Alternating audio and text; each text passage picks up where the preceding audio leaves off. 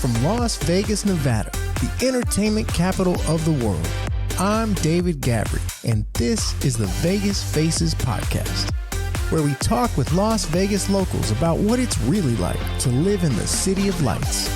Whether you're living in Vegas, moving to Vegas, or just visiting Vegas and looking for new adventures, together let's discover the hidden gems that make Sin City the most visited place on earth. Hey everybody, welcome to another episode of Vegas Faces, where we talk to the people of Las Vegas about what it's really like to live in the entertainment capital of the world. I'm David Gavri, and I'm honored to introduce our amazing guest today. We have the legendary Evan Schreiber, seasoned morning news anchor at NBC's News 3 Las Vegas. Starting at 4 in the morning, Evan is the first person of the day at the live desk to deliver the news from all across the city. Evan is a highly respected pillar of the Las Vegas community, and we could not be more excited to have him with us today, where we talk all about what it's like to cover the morning news, especially here in the City of Sin, the City of Lights, and the entertainment capital. Evan is an amazing husband and a father of two, and we could not be more lucky and grateful to consider him as one of our closest friends. This conversation brings in a fun, new, and unique perspective on Las Vegas. So get ready, strap in, and enjoy this fantastic and eye-opening episode. What does your day look like? Morning news anchor. I want to know, people who complain about their job, I got to wake up early in the morning. Evan, tell the people what time you wake up in the morning, what time you start work. I will never truly complain about my job because I love it with a passion, and I'm playing TV, so to speak. So it is no bricklaying, it is no roofing in the middle of our Vegas summer heat, but day starts for me when my alarm clock goes off at 2 o'clock in the morning. Whew. 2 o'clock in the morning, Monday through Friday. I am in our building at 3 o'clock, and it is pretty much go from 3 a.m. until about 10 a.m. when I get off the air. And then, we have a live morning show. You can check it out on NBC Channel 3 or news3lv.com. We stream it every day. But that goes from 4 o'clock in the morning to 7 o'clock in the morning. Then I get about an hour break, and then we're live from 8 a.m. to 10 o'clock on our sister station, the CW, where we do a more community-driven, long-form conversation show. It's called Arc Las Vegas. That's on our CW affiliate. But yeah, it's 4 to 7, 8 to 10, and then at 10 o'clock until when I walk out the door at noon, 1, it's gathering stuff for the next day or going out and reporting in the community or telling other stories and getting a lot of the ducks in a row for future days and planning out the days. Wow. So when you get to the office at 3 in the morning, are you guys doing pre-show, getting all the stories together for that day? Like, what does that process look like in terms of getting... busy. Like, from the second you wake up, are people texting you, oh, this just happened, let's run with this story? But if by people you mean David Gavri texting me breaking news updates in the middle of the night. Because I will. What's this loud boom I heard in my neighborhood? I've totally done that before. It's happened many times before.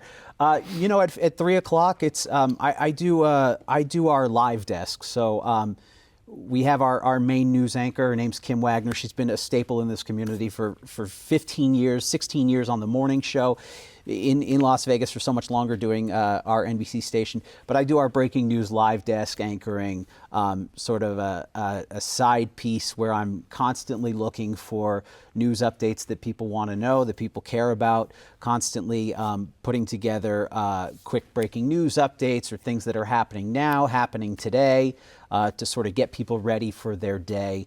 And that's my role, to sort of find those things.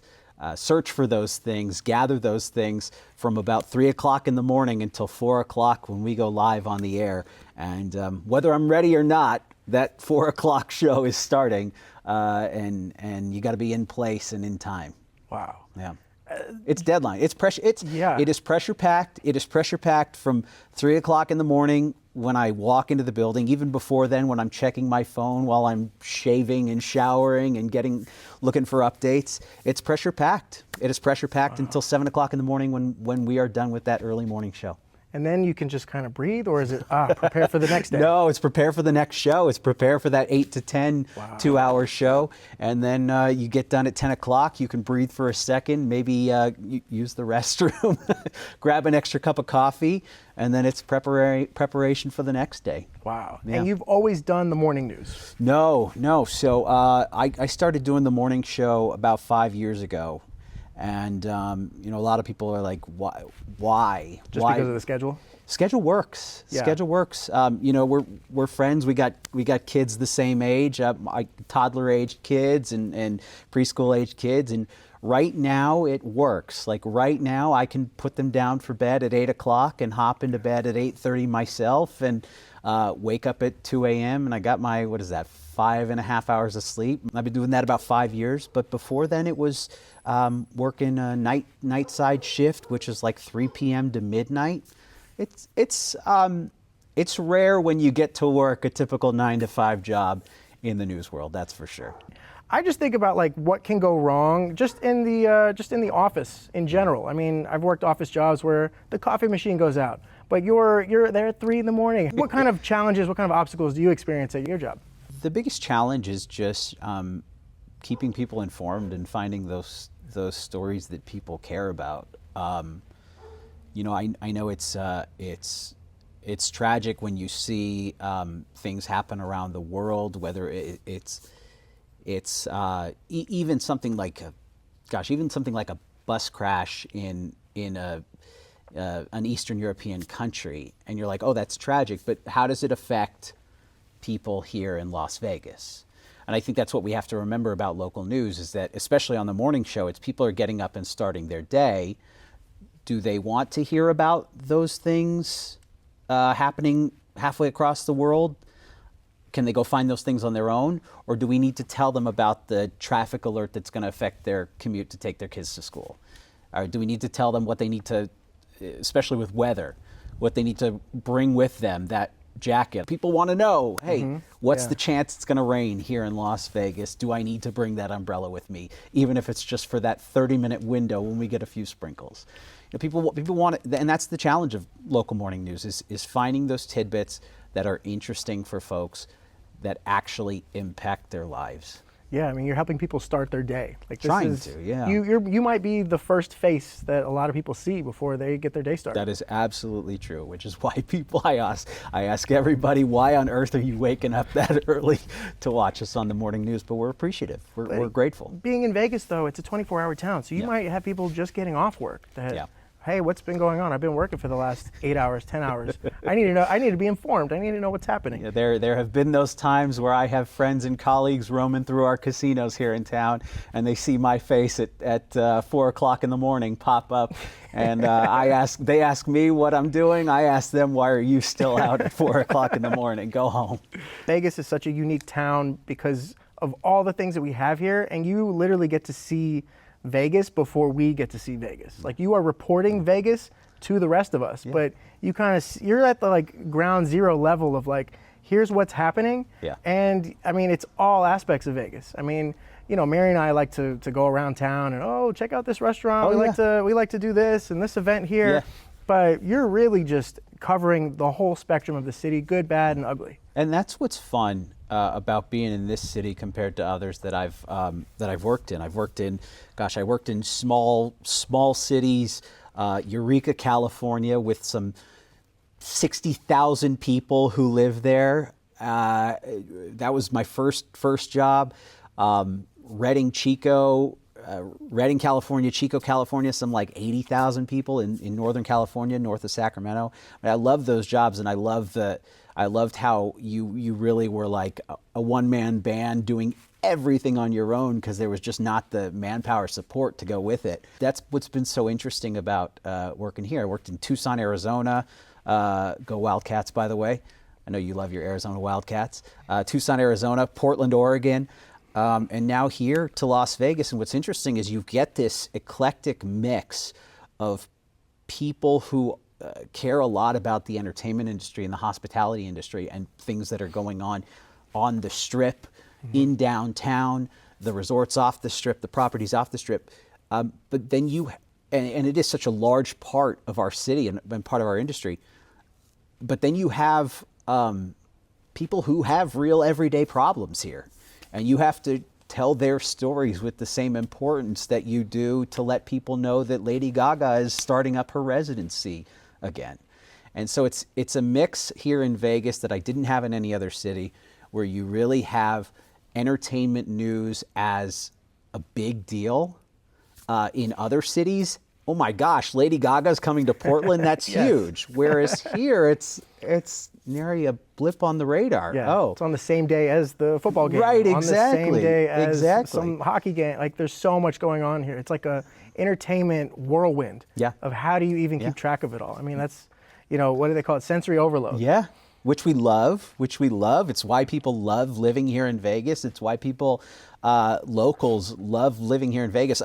Maybe I shouldn't speak for everybody here. I'll speak for myself.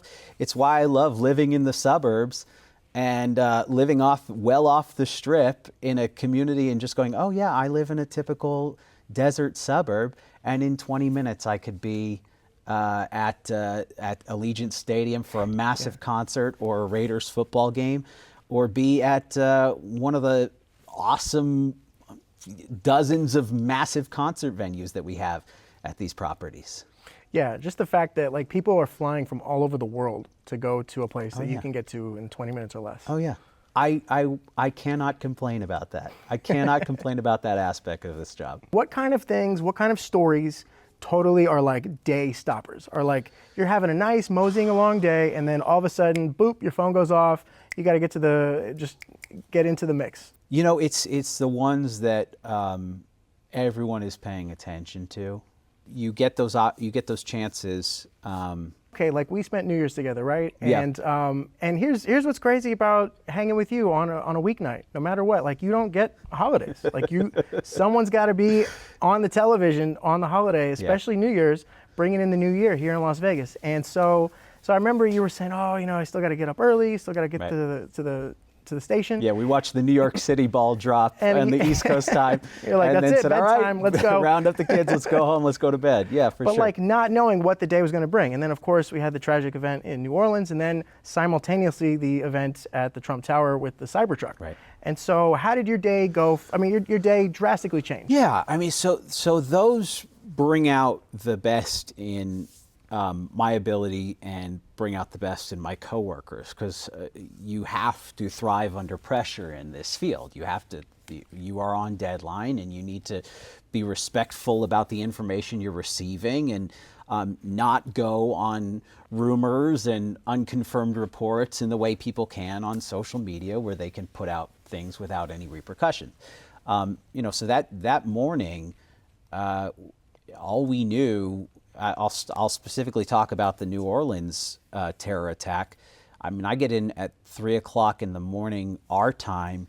It had just happened maybe like 2 hours earlier in New Orleans. So it was still a lot like, oh, we know people are hurt in New Orleans.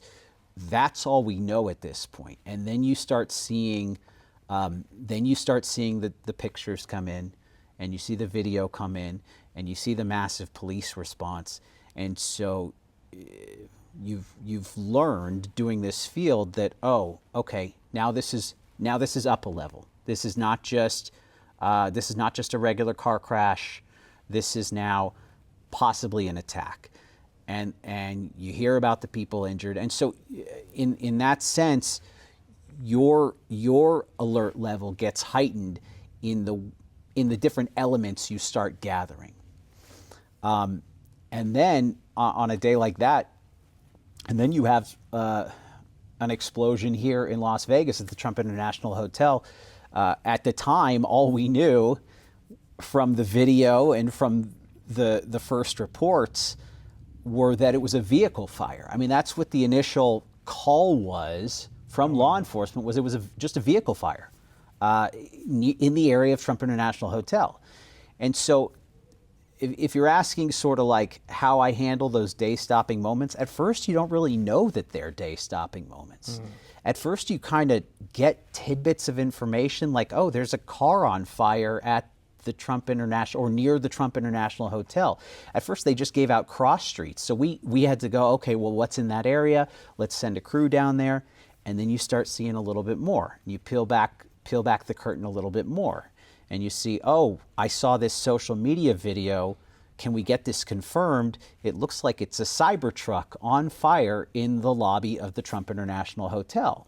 And so you start to pull back the curtain just a little bit more and a little bit more. And for the most part, that's how reporting works, and that's how anchoring these newscasts works. Is you take the viewers, you take the listeners, you take the readers if they're following along online and following along in your stories that you publish online.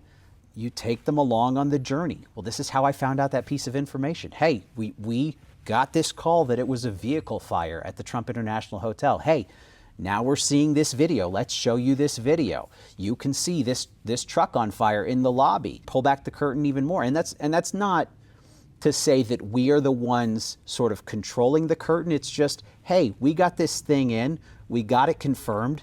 Now we can show you this other layer to it.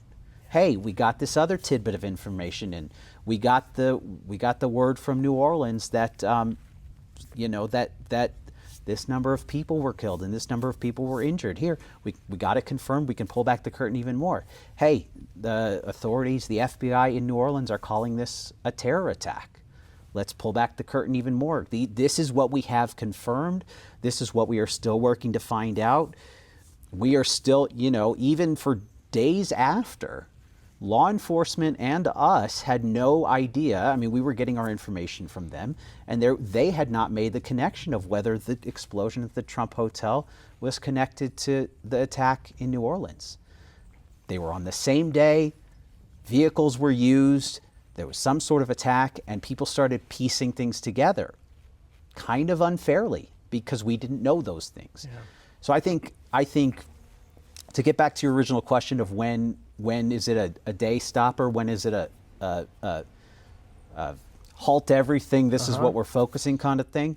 It's when you start to get those added layers to go, oh, this is more than just something small. This is going to be something people are talking about. And you brought up a really good point about social media. And we're in an age where if you have enough followers, you could be anything you want. I mean, Jake Paul got to fight Mike Tyson and beat Mike Tyson, and the guy is a YouTube sensation. We're not discrediting him. I know he's a good boxer. Yeah. But I mean, without those followers, you're not getting in the ring with Iron Mike. Yeah. Mike Tyson, if you're watching right now, I will say I was not betting on you to win that one. You're 57 years old going up against 27-year-old. You put up a valiant fight. Most people couldn't watch it because it kept buffering on Netflix, but that's their problem, not yours. That's the hard part is in an era. Like anyone can be a journalist with the amount of followers that they have. I know what Elon Musk was trying to do when he got rid of blue check marks, and he was trying to become a man of the people and say, now anyone can post anything and you can be your own, you are the journalist now. Okay, I get it. But there's no repercussions for them in the way there is for me. I lose my job, I lose my livelihood if I report something inaccurately. The news station that you work at, how do they have checks and balances on making sure that before we even get this story out there, it's totally like approved, it's accurate? Totally. Because we're in an age of not just social media, not just whoever has the followers can run the narrative, but also AI is here.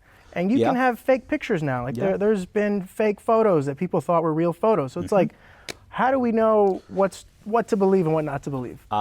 Checks and balances. Lots and lots of checks and balances. I have, on my team, I have producers.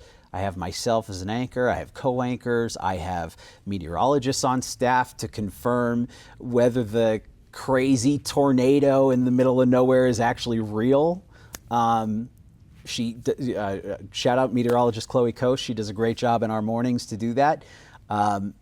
We have executive producers on the morning. We have an assistant news director. We have a news director. So, I'm just going up the hierarchy here. All those people are in place for you to check and double check and triple check to make sure what we're putting out there is accurate. Do we make mistakes? For sure. But that's the beauty of walking people through the process. Mm-hmm. That's the beauty of telling people, hey, this is where we got this information. This is where it came out. And you know what? If we were fed wrong information, at least we can go back and say, here's what I was told. Here's where it was inaccurate. Now we're learning this from this source. And maybe it's just me and the fear factor that I have in my constantly in my brain. If I do things wrong, if I get things overtly wrong, my job is on the line.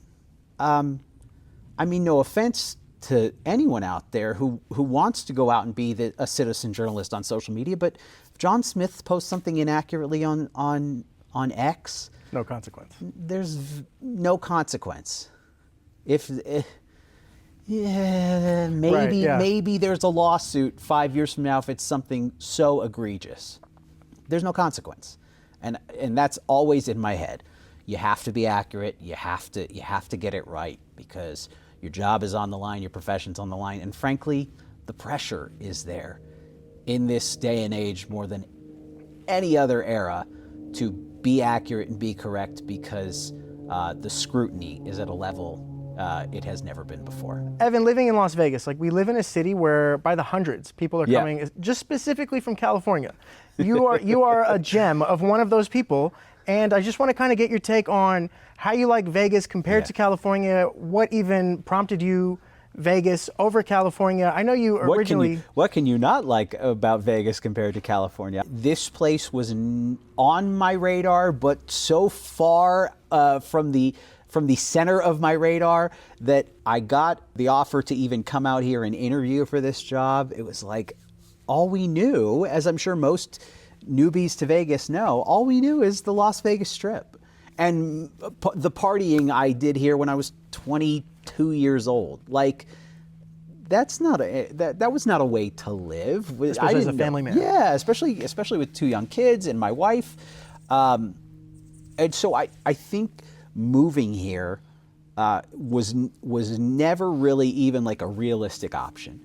And then the job offer came, and first the interview came, and God bless my wife. She said, all right, if you're going to actually do this, I need to come with you to the interview. So she tagged along. She came out to check things out here. I was doing my interview. By the time I got done with my interview and we met up that night for a lovely dinner at Tivoli Village, she had already put down a deposit on a daycare. She had already found the spot where we were going to send our kids, and already found the neighborhood where we were going to try and live. And way to go, Tracy. Way to go, Tracy. Way to go, Tracy. And so we had this like, okay, we could do this. And I didn't have a job offer yet, but it became a reality. It became a nice vision in our head that, okay, Vegas has a nice lifestyle. Vegas has a beautiful life away from the craziness of downtown and the Strip, that you can live quietly, you can live peacefully, and still have a beautiful nightlife and beautiful social life to go with it. Evan, we're going to just clip that, and that's going to be the intro to Vegas Faces, because that's literally why we started Vegas Faces. We got so much scrutiny moving here. People literally go, oh, what, do you live at Caesar's Palace? Like, do you just live at the Cosmo? Because, does the real Caesar live there? I mean, most people think of just the Strip, just like you did before you moved here. And the fact that, like, there's so much more to this town. I mean, there's Red Rock Canyon literally, like, right there, 10 minutes away or less. I mean, you've got Valley of Fire, you've got the Hoover Dam, you've got Lake Las Vegas. Totally. I mean, there's so much to do here. I feel bad for people that come here on business and that are like, they've been coming here for 20 years on business. All they know is the Venetian. Right. And the Venetian's great. It's one of my favorite hotels. But like, that's all you know of 20 years. I always encourage people to rent a car, get out, explore, because there really is so much more now. Whereas maybe 20, 30 years ago, it was just the Strip, perhaps. You know, and it's great for families. I mean, I will. You know, you're the realtor, you're the real estate agent, you're the one showing people what their future could look like. And I think even you were our realtor. You found us our house. God bless you. And I think we even had this vision of like, oh, where do we want to put down roots? Where do we want to settle? Do we really want to make Vegas home? And now I don't see us living anywhere else. I mean, it has been that wonderful of an experience. The job has been good to us. The community has been good to us. The friends have been good to us. It's been a bigger transition and change of tune on Vegas than I ever could have imagined. It's such a hidden gem that, I mean, me and Mary coming from Chicago, despite all the negativity we got, you're going to go live in Vegas, you're going to raise a family in Vegas. And now it's like we can't even imagine I mean, what's the weather in Chicago? Like 3 today? Like minus something? How many layers are you wearing? I've got one layer here. I mean, we're February, guys. February. Like what is this is unbeatable. And I guess why I asked about California is because I feel like the only other place with better weather than Vegas is Cali, because you don't get the 115-degree summers, 120-degree summers. Sure, but you're the agent. You know what California prices look like these days. Sure. And I don't think it's a mystery for anyone watching or listening. Like, that's the reason people are moving here. Yeah, absolutely. Cost of living. Sorry. It's also, like you said, way less traffic. Like, it's funny because to Vegas locals, we actually have pretty bad traffic. But to anyone from LA, Chicago, New York, Houston, they're going, wow, there's no traffic here. I could get from the west side to Henderson in 25 minutes. That's what, 15 miles, something like right, that, yeah. As opposed to a full hour and 15 minutes to go 15 miles in Los Angeles. It doesn't compare. I will tell you, as a Los Angeles native, it does not compare, and I love every second of it. Yeah, I mean, in fact, like, you get soft. Like, if I see something that is more than like 8 miles away, I grew up in Houston, where it's like the norm to drive 30 minutes on the freeway. Like, 30 miles is nothing in Houston. Here, if something's 30 miles, like, we're taking a road trip. I know. We've planned this out. Like, you don't just go anywhere that's 30 miles away unless it's like, Mount Charleston or something. Yeah. And I think you take those factors in when you move here. So the last job for me was doing the same. I mean, it was pretty much the exact same job, doing the morning anchor, doing the live desk up in Portland, Oregon. I loved my time there. I was working for the ABC affiliate and loved the people I was working with. But there was something to be said about moving here, and for anyone who knows and who has lived in the Pacific Northwest, let me put the timeline on it here if I can, but it's like October to May, even into early June. Like, great, it cloudy. Can be, yeah, it can be. I loved easy for the weatherman then, right? Easy job for the weatherman. Yeah, I mean, there was plenty to talk about for sure. Hey, here's our weather anchors, our meteorologists here joke that it's copy and paste forecast here for sure. But you come from, I traded 9 months of gloomy, overcast skies for 9 months of sunshine. Yeah, we've got those 3 months here in Vegas of June, July, and August, maybe even stretching into September, where it can be brutal, absolutely brutal. We hit 120 degrees in July this past year. I mean, that is insane. That's a record. The previous record before that was 117 degrees. We shattered that by a full 3 degrees in the forecast.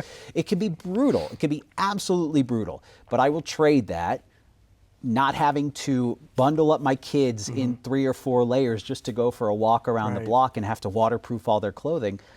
It can't be beat. Yeah. It cannot be beat. What is it that you find exciting about Vegas moving forward for the future of Vegas? And also, what challenges does even Las Vegas have that they need to overcome? Oh, yeah. I would think that it's no surprise to anyone that, unfortunately, our education system is ranking near the bottom in the country. We have the 5th largest school district in the country in what is, I mean, what's city size compared to other metropolitan areas? We're somewhere in like the 40s or 50s as far as actual city size. So to have the 5th largest school district in the country, that's a challenge. I know it was definitely a factor when I was considering moving here of, okay, but are the schools going to be good enough to raise our kids? But the growth of the city is incredible to watch. It's incredible to see. How many people are we talking? You were saying hundreds of people by the day. By the day. Yeah, I mean, and Vegas is a transient city. Like, how many of those people actually stay long term? Only time will tell. But the fact that I might be speaking out of turn here, but it's like you're a rare unicorn if you are born and raised here and still live here. I hear that all the time from the people who are born and raised here. I get excited when I meet people that I'm like, so where are you from? Please tell Vegas. me. Please. Yes. I'm like, do tell me more. Tell me more, please. I've heard I about want to know you guys. all about it because comparing life living here and especially thinking about gosh, if they're our age, we're 19, 20, you and I. Just turned 21. Times two. Happy birthday. You too. It's interesting to see just the incredible growth that we've seen over our lifetime. Yeah. I mean, let alone our parents' generations who, my parents used to come to Vegas. My grandfather used to do trade shows out here, staying at the Tropicana, may it rest in peace. Staying at the Tropicana doing trade shows and would bring my mom out and it was nothing. Yeah. I mean, it was sand. Yeah. Come on, you and I are, not to give away your address here, but you're here on the west side. And this didn't exist 20 years ago. This didn't exist. Yeah. We are sitting in the literal dust. Yeah. 30, 40 years ago. It was literally the Suncoast Casino, and that was it. Just rocks. Yeah. Oh yeah. And you go back to my mom's childhood, coming to visit with her father, and there's nothing. I mean, there was nothing. So it's incredible to see. It is absolutely incredible to see. I mean, you look. You're the one tracking these numbers here. You're the real estate expert. Are you shocked by the growth yourself? I'll ask you the same question. Are you shocked by the growth? I'm not, because of what we talked about earlier. Like, this really is a hidden gem. Like, this is a city that once people get it, once they go, oh, there's more than just the Strip. Like, living in Vegas doesn't mean living at Mandalay Bay. Like, once they figure that out, once that word is out, and here's what's funny. I'm in real estate. I obviously want people to buy houses here, but I don't want too many people moving here. Like, I don't want this city to get overrun. Like, I don't want it to become like in Austin. I grew up in Houston. Yeah. Austin was the hidden gem of Texas. Everyone in Texas knew about Austin. Oh, you got to go to Austin. It's such a fun city. But it belonged to Texas. Now it belongs to the whole world. It's not hidden anymore. Yeah, the word's out, and I don't want that to happen to Vegas as much as I want people buying houses here. I don't want it to get like that. Well, you're walking a fine line here, doing a podcast like this, where you're promoting the beauty of this city, and then saying, "Well, please don't hear about it. Please don't talk about it." But all right. So, what are the biggest questions you get? About Vegas? I'm turning this podcast back on you, I love David this. Gavri. I love this. What are the biggest questions you get? This from is your Evan clients? in his most natural self. You're the interviewer normally. I want to know the clients who are coming in from out of town. Okay. The Schreibers, who were not here prior to meeting the Gavris and your beloved family. What are the biggest questions you get? The main one is the water. Okay. Which I don't know what your perspective on that is. I've taken a lot of water classes, believe it or not, on just how we conserve water, how we recycle the water.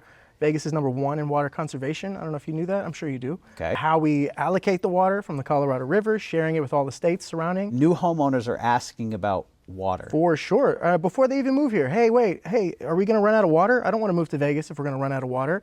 And so then it's like, okay, that's a valid question. This is a desert. Like, why wouldn't you ask that? Right. And so, I think we've literally gone, and I'm going to date this podcast here, but we are in like 190 days without measurable rain in the valley. Yeah. Yeah, I mean, that's a valid concern, but we actually have a water episode. We talked to someone from the Las Vegas Valley Water District, which will be coming out after your episode, so tune into that, guys. But really, though, I mean, that's a valid concern. Like you said, the schools are always a concern. Yeah. I love to get to the root of things. I really...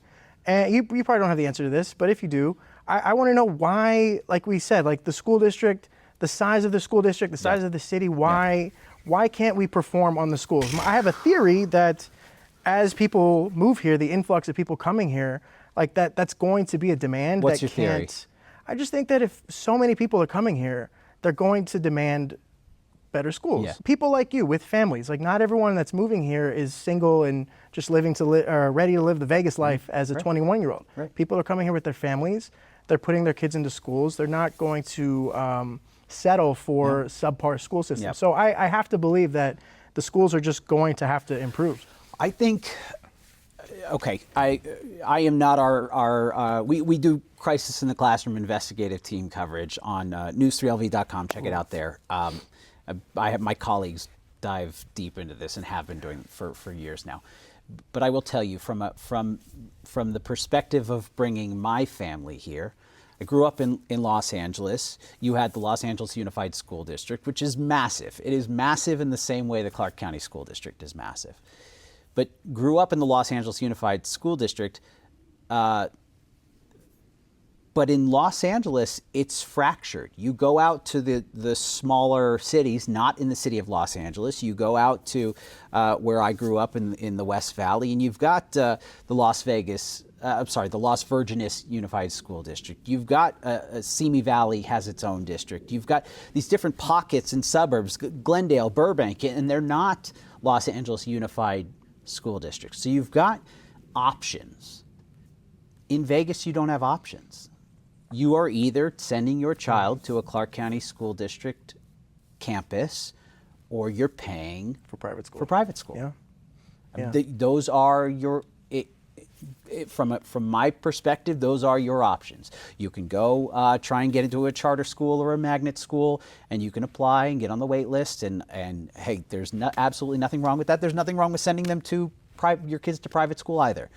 But your options are limited. You have CCSD or bust. Yeah. And being as large as it is, and the small amount of money that the state spends per pupil spending, it makes choices tough for families moving here, for sure. Is it a deterrent for your clients? Some, yeah. Or what they want to do is to live in certain neighborhoods where they're zoned to the top public schools. Right. Or, like you said, a lot of them just go to private school, and they pay like a college tuition level amount of money to send your 6-year-old to private school. Do you see my visceral reaction here? It is that I am a public school product. My wife is a public school product.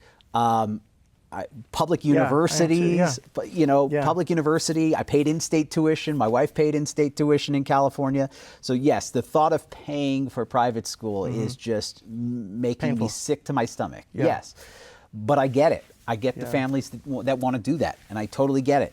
I just hope, I'm optimistic about it. I'm hoping that with the growth of Las Vegas, they allocate more money, that they improve, they get better people, whoever it is behind the scenes running those institutions. That's my hope. Yeah, but and I came here with my full family. You did not. You did not. You were married when you moved here, or still dating your lovely wife? We got married in Chicago, and then the next month we were saying bye-bye Chicago. The reaction from your family and friends when you were telling them we're saying bye-bye Chicago, what was that like?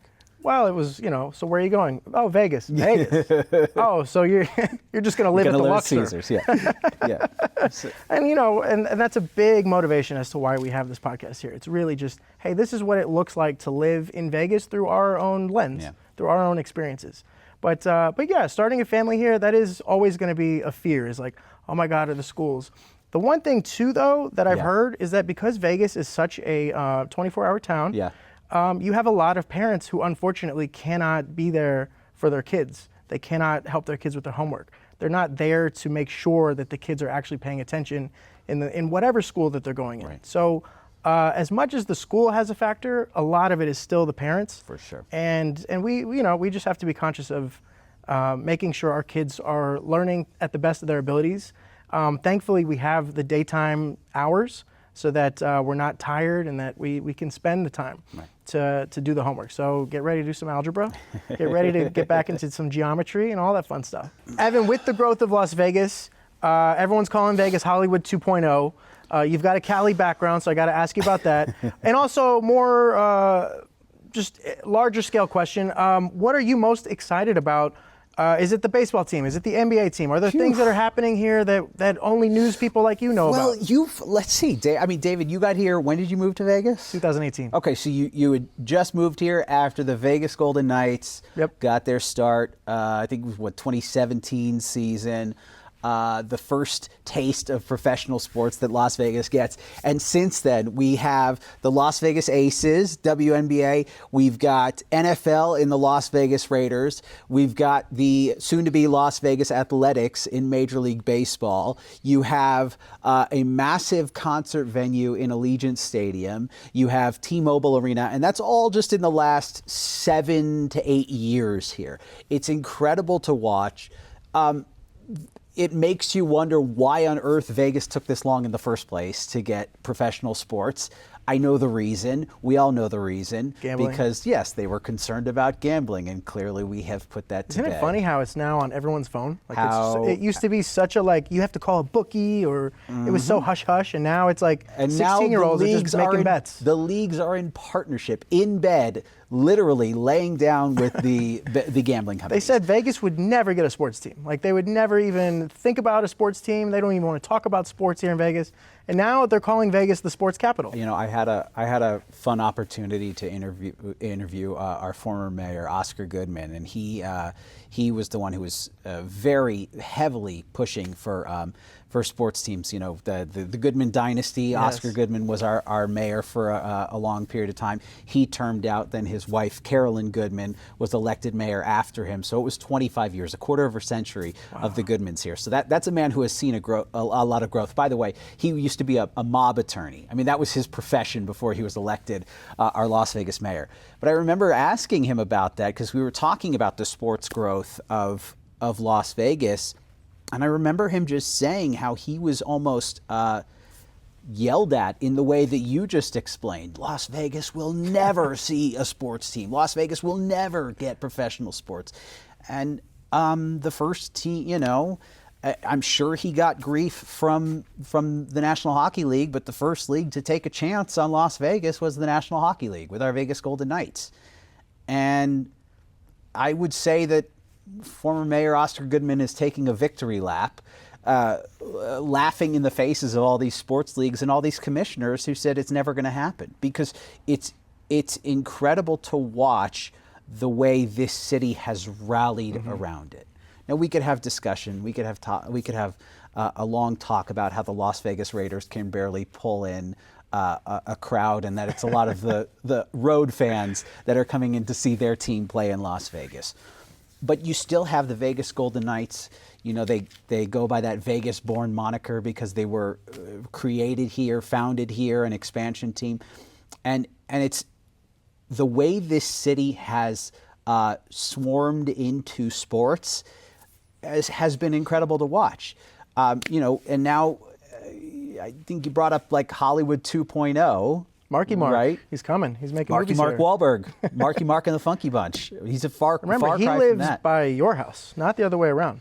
That's right. It's my neighborhood. Yes, he lives in my area. I don't live in his area. Yeah, like there's no chance he gives to. Have you talked to him? Have you gotten to interview him? No, have you? No, but like okay. you've got NBC behind you. You could just say, "Hey." No, we have had him. He's such a Vegas politician. I have never personally met Mark Wahlberg, but he has been very generous with his time when he's talking about his new restaurants that he's opening up, or his new bars, or his new projects that he's been working on. He's been fantastic, and we've been grateful to have him on our program on News 3 and News3LV.com. That being said, to watch this idea that they are going to turn this, what used to be desert oasis, into Hollywood 2.0 is just, it's baffling and exciting all at the same time. It is incredible to see that they would even consider it. But I don't know if it says more about the sentiment toward Los Angeles and Hollywood 1.0, or it says more about what Vegas can offer. Yeah. Cost of living at the end of the day. Whatever the cost is out there, I mean, it's much cheaper here. I mean, that's why they started making movies in New Mexico or even Atlanta. Going up to Vancouver, Canada. Yeah, it's just like, why not? We're a 4-hour drive from Hollywood 1.0. Yeah. We can set up another base over here. Do people care about it? Do your clients care about it? Do new potential clients care about it? Yes, they ask about it, yes. And I wish I had more information. All I know is like, Marky Mark, like, because he's such a Vegas like personality that, we're all just waiting to see, what is this going to look like? What's the first movie that was officially made in Las Vegas? What's that going to be? Like, there's so many unknown questions. We know the developments. We know the developments are coming. We know it's being built, that they've got a proposed site out somewhere in South Summerlin. Other than that, it's a lot of people asking questions of, okay, what's it going to do? Yeah. Is it going to change the industry here? Is it... we are the entertainment capital of the world. And I can say that confidently, that you probably couldn't have said that 20 years ago when, sure, Los Angeles was maybe considered the entertainment capital of the world. Forget them. Yeah, I mean, we literally have all the nicknames that all the other cities have, but it's real deal here. The city that never sleeps, this is really the city that New never York sleeps. would put up an argument, You think right? so? New York I City don't would put know. up New an York, argument. I'm willing to challenge New York. You're saying when we get Neon an City. occasional gust, you say, "Oh, it feels like Chicago out here. We are the Windy City now." You Chicago. We do literally native, got. I mean, we do get some Chicago-style wind out here. We don't get it as often as Chicago gets it. Unfortunately, when it's a nice day like this in Chicago, you can't really fully enjoy it because the wind just is nonstop. Yep. But here, when you get wind, you get your backyard rearranged. But your clients are asking about your clients are asking about what when it comes to entertainment, like the shows, the sports, or the industry. What are they asking about? They want to know all of it. Just where to go. Like what's there to do here? Because again, the mindset is always it's just the Strip. Yeah. And I always tell them, especially when it has to do with restaurants, like yes, you have all the celebrity restaurants on the Strip, and you have all these chefs who work for those celebrity chefs. Where do those chefs go when they want to open up their own restaurant? I don't know if you and your lovely wife do this, but I will say, without a shadow of a doubt, our favorite thing to do is go see a show on the Strip and then get off the Strip as quickly as possible. Go to a lovely restaurant in Chinatown. Find a spot on Spring Mountain where we can pay normal people prices, not get priced out on dinner, but still go enjoy that show, and then drive 10 minutes west and go check it out. And go have a nice sit down dinner where there's not pumping music in our ear. You know what I'm talking about. But it's a for locals, the Strip is like a special occasion. For sure. But yes, the traffic, because we talk about Vegas has no traffic. You said the T word. We talk about There's no traffic. There's no T word here. On the Las Vegas Strip Saturday night, you're gonna see some traffic. You're gonna experience some traffic. So yes, you will. Yeah, I mean, I know people that literally come to Vegas just for Chinatown. Chinatown Strip is a 6 mile, like just as long as the Las Vegas Strip. I mean, so I don't know. I just think that there's so much more than just the Strip. Not anti-Strip by any means. Love the Strip. No, but there's so much more now. You're getting new culinary opportunities. You're getting new restaurants popping up in Henderson. You're getting traditional food in Chinatown on Spring Mountain. You're getting new spots popping up out west in Summerlin. I mean, let me tell you, there were a lot of areas that we were considering when we were talking to you, David, about buying a home here because of how much growth there has been in Sky Canyon, up in the Northwest Valley, in Centennial Hills. And I keep coming back to my selling point for every person I talk to about this city. I can be in my home, in my backyard, on my front porch, and not have a single inkling or clue that I am in Las Vegas. Yeah. That I feel like I'm just driving around in a desert suburb. It could be Phoenix. It could be, we're proud to say we're bigger than Palm Springs, and I love that. But it could be the Palm Springs. It could be Phoenix. It could be, I mean, you name it.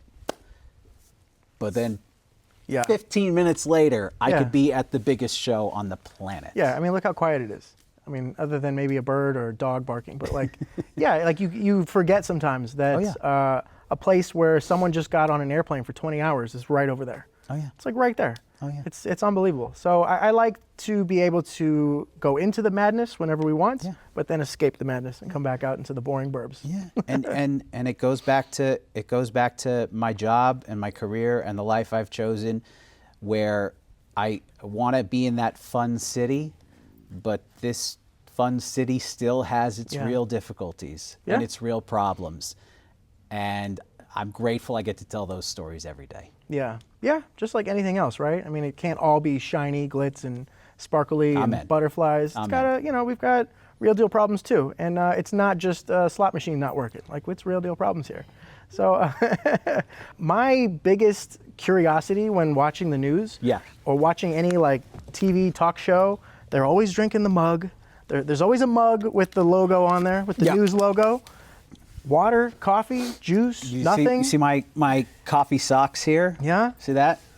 You're talking to a coffee advocate. You're talking to You're talking to a, see that right there? I love it. That's a coffee advocate. That is a coffee print on my socks. So yeah, I don't get through 3 o'clock in the morning start times without at least 1 cup of coffee. Have you ever spilled coffee on you while rolling live? Or had a stain? And like, what happens? You know, it's my biggest fear. Spill coffee and they're like, we're going live in 3, 2, 1, and you've got a coffee stain. You know, what do we do? it's a fear because I only bring 1 dress shirt. I mean, like, this is the shirt I wore to work today. I came to chat with you. There's no backup? No backup wardrobe? Or? No, I probably should. I probably should have God, thank you for reminding me. I should probably, in my office at work, just have a couple extra dress shirts just hanging there just in case. They might collect dust, knock on wood, knock on chair. I have yet to have a massive coffee stain on my shirt. Our cameras are HD. They can pick everything up. Every single booger in my nose, but I should probably have some spare shirts there in the office. Thank you for bringing that up. Tracy, get on it. Tracy. And then I also want to know, you know, not being in your field, there are movies and TV shows that like to depict, but of course, Hollywood likes to exaggerate. Of course. You know, so are there any actual TV shows or movies that you've seen that cover the news and you go, yep, that's a real depiction? Oh gosh, God, you like for me, Nightcrawler comes to mind for the news. Just the guys who get Jake the footage. Gyllenhaal, who's out in the middle of the night. Because it's like, and I mean, you know, like I liked it. It was quite the outlandish depiction. They do those people do exist in major cities. We've got some here in Las Vegas. They exist in Los Angeles, New York, etc. Those guys who are making money because they'll stay up in the middle of the night and go out to those breaking news scenes and get the camera right there. But they are exaggerations. They are dramatizations. There are some that are better than others. God,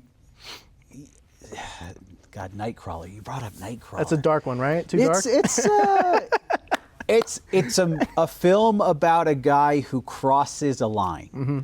You can't cross the line in my profession. In real life, you do everything you can to not cross the line of becoming the story or faking the story or tweaking the story. You tell the story as it is. And yes, that was a depiction. You know. That was a depiction that went above and beyond. Yeah, I mean, trust.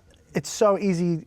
Once you abuse the trust, people don't tune in. They say, you know what? They lied about this. Why would I now I don't know what they don't lie about. Yeah. So I get that. Your reputation's on the line. Yeah. How about a fun one like Wag the Dog?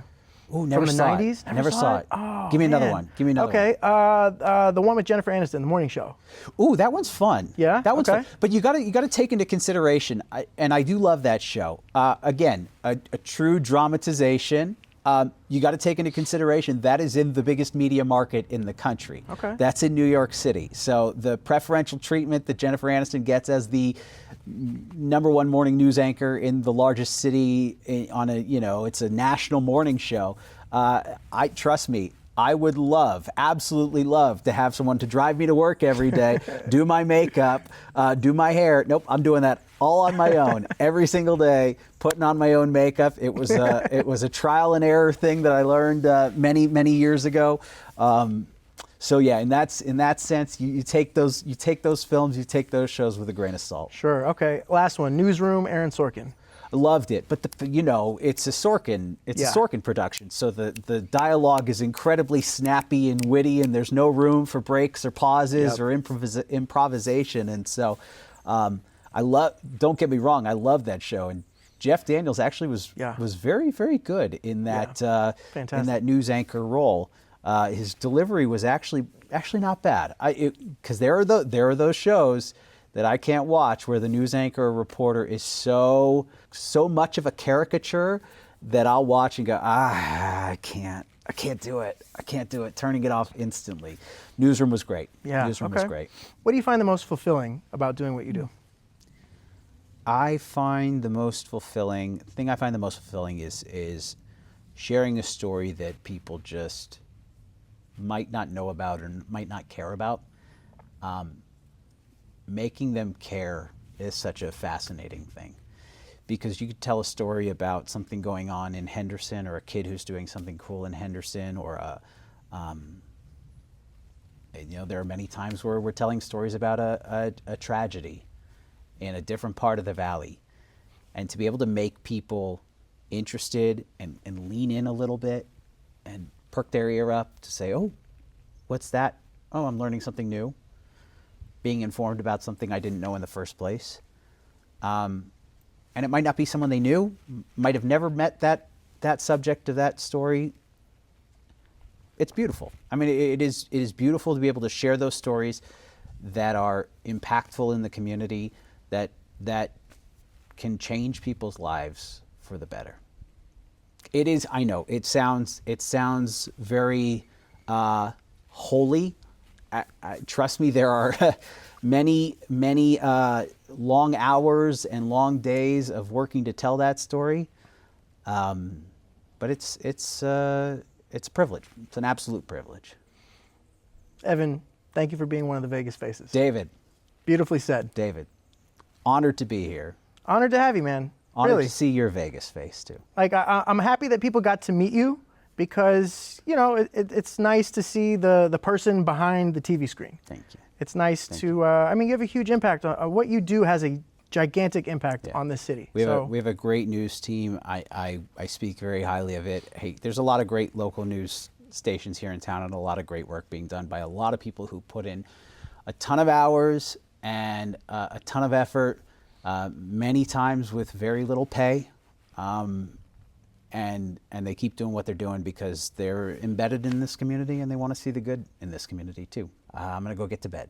Yeah. Thank you, Evan. Thank you again. Thank you for subscribing to Vegas Faces on Apple Podcasts, Spotify, and YouTube. Find us on Instagram, Facebook, Twitter, and TikTok under the name Gavri Group. That's Gavri Group. Thanks, everybody. See you at the next episode.